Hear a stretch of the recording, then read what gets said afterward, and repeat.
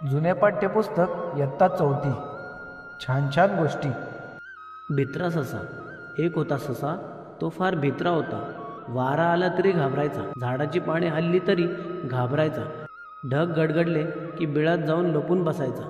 एकदा गंमतच झाली, जोराचा वारा सुटला, झाडाचे एक पान सशाच्या पाठीवर टपकन पडले। ससा घाबरला, त्याला वाटले आपल्या पाठीवर आभाळ पडले। तो सैरावैरा धावू लागला, त्याला भेटले एक हरिण।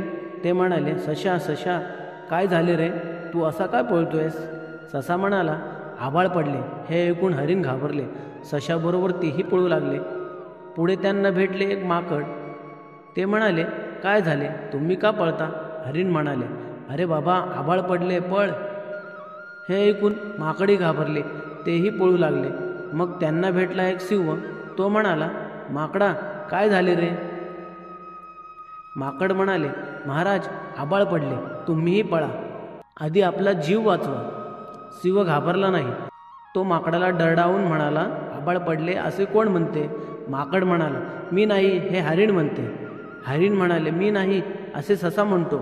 ससा म्हणाला, होय महाराज, माझ्या पाठीवर आभाळ पडले। सिंह सस्याला म्हणाला, तुझ्या पाठीवर आभाळ पडले ना, मग मला दाखव बरं। सस्याने मागे वळून पाहिले, पण आभाळ कुठेच दिसेना। सश्याची फजिती पाहून सिंह खो खो हसू लागला।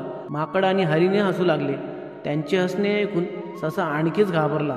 तो धूम पळाला आणि बिळात जाऊन लपून बसला।